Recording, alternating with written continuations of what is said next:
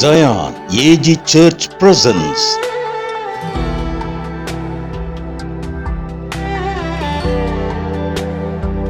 பாதைக்கு வெளிச்சம். நித்திய மகிழ்ச்சி உம் சமூகத்தில், நித்திய ஆறுதலும் உம் சமூகத்தில், நித்திய பேரின்பம் உம் சமூகத்தில், நித்திய சந்தோஷம் உம் சமூகத்தில், நித்திய மகிழ்ச்சி உம் சமூகத்தில், நித்திய ஆறுதலும் உம் சமூகத்தில், நித்திய பேரின்பம் உம் சமூகத்தில், நித்திய சந்தோஷம் உம் சமூகத்தில். பிரசன்னம் தேவ பிரசன்னம், நம்மை பலப்படுத்தும் நல்ல பிரசன்னம். பிரசன்னம் தேவ பிரசன்னம், நம்மை பலப்படுத்தும் நல்ல பிரசன்னம். ஆண்டவராகிய இயேசு கிறிஸ்துவின் இனிய நாமம் மகிமைப்படுவதாக. பாதைக்கு வெளிச்சம் என்கிற இந்த நிகழ்ச்சிக்கு உங்களை அன்போடு வரவேற்கிறோம். இன்றைய தியானத்திற்காக நாம் எடுத்துக்கொள்கிற கர்த்தருடைய வார்த்தை ஏசாயா 61 அதிகாரம் 1 வசனத்தை நான் வாசிக்கிறேன். கர்த்தராகிய தேவனுடைய ஆவியானவர் என்மேல் இருக்கிறார், சிறுமைப்பட்டவர்களுக்கு சுவிசேஷத்தை அறிவிக்க கர்த்தர் என்னை அபிஷேகம் பண்ணினார். இருதயம் நொறுங்குண்டவர்களுக்கு காயம் கட்டுதலையும், சிறைப்பட்டவர்களுக்கு விடுதலையையும், கட்டுண்டவர்களுக்கு கட்டு அவிழ்த்துதலை கூறவும் என்னை அனுப்பினார். கர்த்தருடைய நல்ல நாமம் மகிமைப்படுவதாக. ஆண்டவராகிய இயேசு கிறிஸ்துவை குறித்து சொல்லப்பட்ட தீர்க்க தரிசன வார்த்தைகளில் ஒன்று, இருதயம் நொறுங்குண்டவர்களுடைய காயம் கட்டுதலுக்காக என்னை அனுப்பினார் என்று ஆண்டவராகிய இயேசு கிறிஸ்துவை குறித்து சொல்லப்பட்ட தீர்க்க தரிசன வசனம் ஏசாயா தீர்க்கதரிசி மூலமாக சொல்லப்பட்டதை, பல 100 ஆண்டுகளுக்கு முன்பதாக சொல்லப்பட்ட தீர்க்க தரிசன வசனங்கள் எத்தனை அற்புதமானது, ஆசீர்வாதமானது.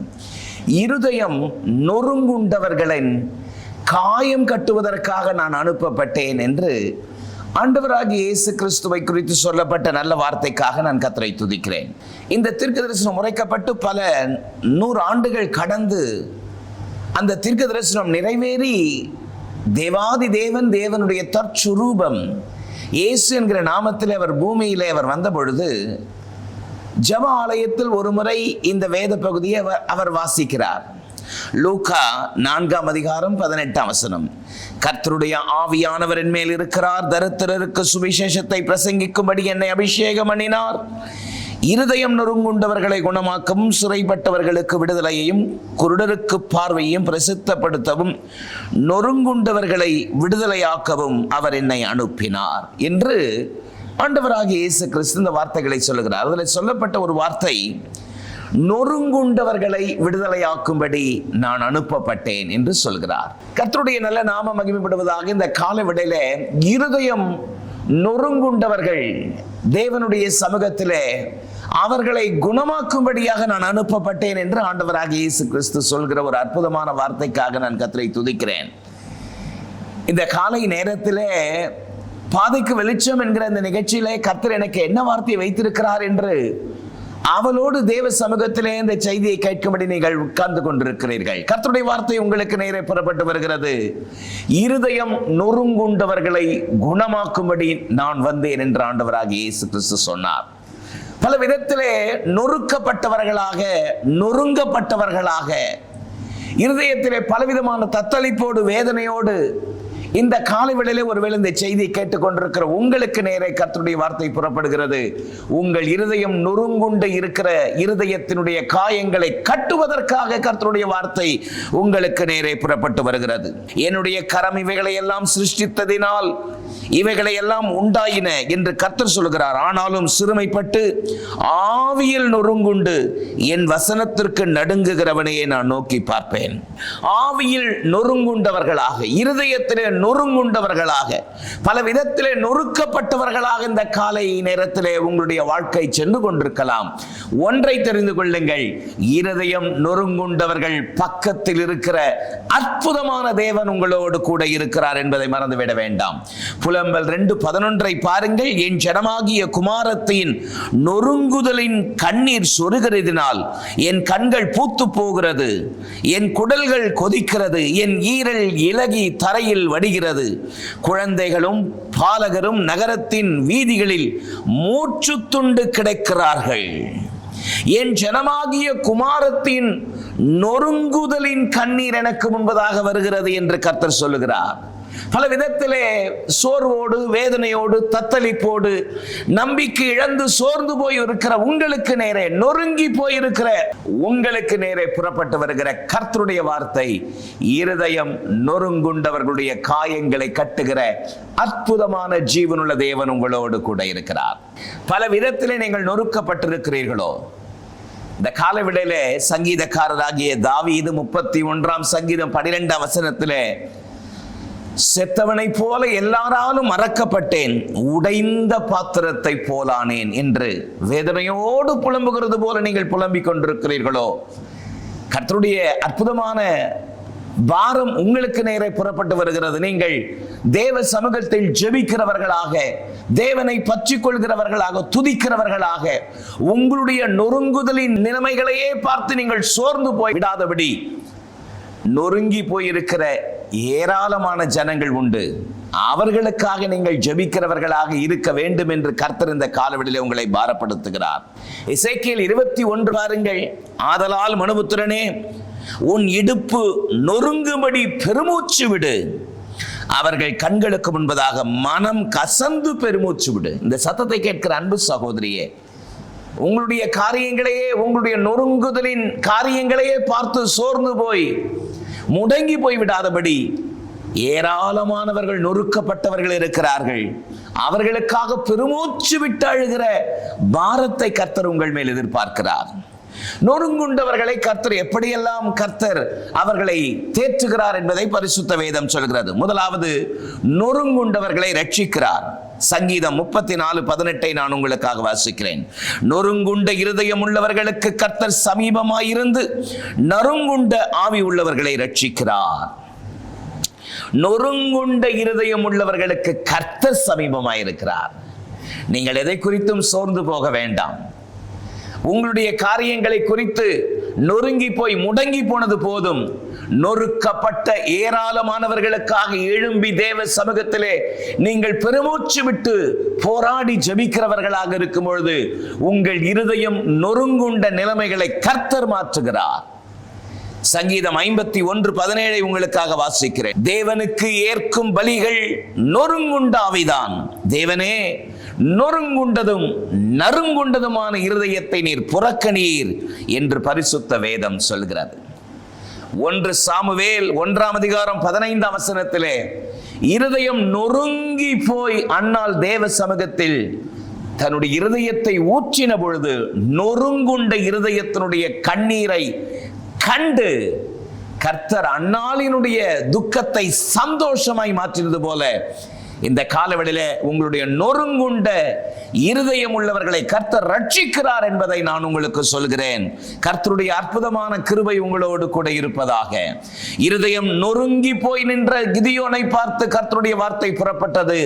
நியாயாதிபதிகள் 6:12 பராக்கிரமசாலியே, கர்த்தர் உன்னோடு கூட இருக்கிறார் என்று கர்த்தருடைய அற்புதமான கிருபை கிதியோன் மேல் இறங்கினது போல நொறுங்குண்ட இருதயம் உள்ளவர்களை கர்த்தர் ரட்சிக்கிறார். அல்லேலூயா. இரண்டாவது, நொறுங்குண்ட இருதயம் உள்ளவர்களை குணமாக்குகிறார் என்று வேதம் சொல்லுகிறது. சங்கீதம் 147:3 பாருங்கள். இருதயம் நொறுங்குண்டவர்களை குணமாக்குகிறார், அவர்களுடைய காயங்களை கட்டுகிறார். இருதயம் நொறுங்குண்டவர்களை குணமாக்குகிற ஒரு அற்புத தேவன். இருதயம் நொறுங்கி போய் சரீரத்திலே ஒரு சுகம் இல்லாமல், சரீரத்திலே பலவிதமான பலவீனத்தோடு முடங்கி போயிருக்கிறீர்களோ, கர்த்தர் உங்களுக்கு நேரே தம்முடைய வார்த்தை அனுப்புகிறார். இருதயம் நொறுங்குண்டவர்களை கர்த்தர் குணமாக்குகிறார். சங்கீதம் 32 பாருங்கள். என் தேவனாகிய கர்த்தாவே, உம்மை நோக்கி கூப்பிட்டேன், நீர் என்னை குணமாக்கினீர். அல்லேலூயா! எத்தனை அற்புதம்! 6ஆம் சங்கீதம் 2ஆம் வசனம் பாருங்கள். என் மேல் இரக்கமாயிரும் கர்த்தாவே, நான் பலனற்று போனேன், என்னை குணமாக்கும் கர்த்தாவே, என் எலும்புகள் நடுங்குகின்றன. எத்தனை அற்புதமான காரியங்கள் பாருங்கள். இந்த காலை நேரத்திலே இருதயம் நொறுங்குண்டவர்களை குணமாக்குகிறவர் என்று பரிசுத்த வேதம் மிக தெளிவாக சொல்கிறது. 103ஆம் சங்கீதம் 3ஆம் வசனம், உன் அக்கிரமங்களை எல்லாம் மன்னித்து உன் நோய்களை எல்லாம் குணமாக்கி. இருதயம் நொறுங்கி போய் கிடக்கிற உங்களுடைய வாழ்க்கையில, உங்களுடைய பிள்ளைகளுடைய வாழ்க்கையில கர்த்தருடைய குணத்தை, சுகத்தை, பலத்தை அனுப்புகிறார் என்பதை நான் உங்களுக்கு சொல்கிறேன். ஏசாயா 57:18 பாருங்கள். அவர்கள் வழியை நான் பார்த்து அவர்களை குணமாக்குவேன், அவர்களை நடத்தி திரும்பவும் அவர்களுக்கும் அவர்களில் துக்கப்படுகிறவர்களுக்கும் ஆறுதல் அளிப்பேன் என்று கர்த்தர் சொல்லுகிறாரே. வழிகளை பார்த்து குணமாக்குகிறவர். இந்த சத்தத்தை கேட்டுக்கொண்டிருக்கிற அன்பு சகோதரா, சகோதரி, உங்கள் வழிகளை நீங்கள் சீர்படுத்துவீர்களானால் இருதயம் நொறுங்குண்டவர்களை குணமாக்குகிறவர், அற்புதமானவர் உங்களோடு இருக்கிறார். 3வது, நொறுங்குண்டவர்களை உயிர்ப்பிக்கிறார். நொறுங்குண்டவர்களை ரட்சிக்கிறவர் மட்டுமல்ல, நொறுங்குண்டவர்களை குணமாக்குகிறவர் மட்டுமல்ல, நொறுங்குண்டவர்களை உயிர்ப்பிக்கிறவரை நான் சொல்லுகிறேன். ஏசாயா 57:15 பாருங்கள். நித்திய வாசியும் பரிசுத்தர் என்கிற நாமம் உள்ளவரும் ஆகிய மகத்துவமும் உன்னதமானவர் சொல்லுகிறார், உன்னதத்திலும் பரிசுத்த ஸ்தலத்திலும் வாசம் பண்ணுகிற நான் பணிந்தவர்களின் ஆவியை உயிர்ப்பிப்பதற்கும் நொறுங்குண்டவர்களின் இருதயத்தை உயிர்ப்பிப்பதற்கும் நொறுங்குண்டு பணிந்த ஆவி உள்ளவர்களிடத்தில் வாசம் பண்ணுகிறேன். அவர் உயிர்ப்பிக்கிற ஜீவனுள்ள தேவன். யோவான் 5:21 பாருங்கள். பிதாவானவர் மரித்தோரை எழுப்பி உயிர்ப்பிக்கிறது போல குமாரனும் தமக்கு சித்தமானவர்களை உயிர்ப்பிக்கிறார் என்று பரிசுத்த வேதம் சொல்கிறது. ஓசியா 6:1 பாருங்கள். கர்த்தரிடத்தில் திரும்புவோம் வாருங்கள், நம்மை பீறினார், அவரே நம்மை குணமாக்குவார், நம்மை அடித்தார், அவரே நம்முடைய காயங்களை கட்டுவார். 2 நாளைக்கு பின்பு அவர் நம்மை உயிர்ப்பிப்பார், 3ஆம் நாளில் நம்மை எழுப்புவார், நாம் அவருடைய சமூகத்தில் பிழைத்திருப்போம். அல்லேலூயா! இளைய மைந்தன் தகப்பனை விட்டு தூர தேசத்திற்கு போய் எல்லாவற்றையும் துன்மார்க்கமாய் ஜீவித்து அழித்து போட்டு மனம் திரும்பி தகப்பனிடத்தில் வந்தபொழுது தகப்பன் மிகுந்த சந்தோஷத்தோடு அணைத்து கொண்டு லூக்கா 15:32 சொல்கிறார் பாருங்கள். உன் சகோதரனாகி இவனோ மரித்தான், திரும்பவும் உயிர்த்தான், காணாமல் போனான், திரும்பவும் காணப்பட்டான், ஆனபடியால் நாம் சந்தோஷப்பட்டு மகிழ்ச்சியாய் இருக்க வேண்டுமே என்று சொன்னான். எத்தனை அற்புதம்! நாம் ஆராதிக்கிற ஜீவனுள்ள தேவன் நொறுங்குண்டவர்களை உயிர்ப்பிக்கிறவர். இந்த காலவெளியில பலவிதமான சோதனையிலும் போராட்டத்திலும் வேதனையிலும் நொறுங்கி போயிருக்கிறீர்களோ, உங்களை ரட்சிக்கிறவர், உங்களை குணமாக்குகிறவர், உங்களை உயிர்ப்பிக்கிறவர் உங்களோடு கூட இருக்கிறார். தைரியமாயிருங்கள். உங்களுக்காக ஜெபிக்கட்டுமா?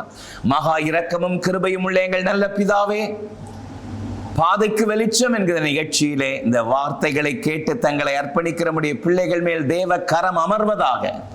உமது நாமத்தினாலே உமது அடியான் நம்முடைய பிள்ளைகளை ஆசீர்வதிக்கிறேன். இருதயம் நொறுங்கி போயிருக்கிற நம்முடைய பிள்ளைகளை தூக்கி நிறுத்துவீராக. இயேசுவின் மூலம் ஜெபம் கேளும் எங்கள் ஜீவனுள்ள நல்ல பிதாவே, ஆமென். இந்த நிகழ்ச்சி உங்களுக்கு ஆசீர்வாதமாய் இருக்கும் என்பதில் எந்த சந்தேகம் இல்லை. கர்த்தர் உங்களை ஆசீர்வதிப்பாராக.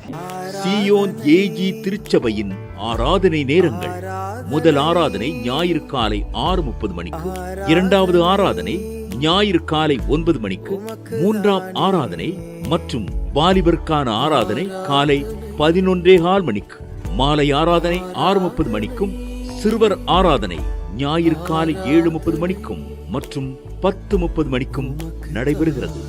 இவ்வாராதனைகளில் பங்கு பெற்று இறையாசியை பெற்று மகிழுங்கள். நீங்கள் தொடர்பு கொள்ள வேண்டிய எங்கள் முகவரி: ரெவரன் பி. சுதாகரன் சாமுவேல், தலைமை போதகர், சியோன் ஏஜி திருச்சபை, எண் 8, புத்தர் தெரு, காமராஜபுரம், செம்பாக்கம், சென்னை 73. தொடர்புக்கு 938221 17257 மற்றும் 9381111727.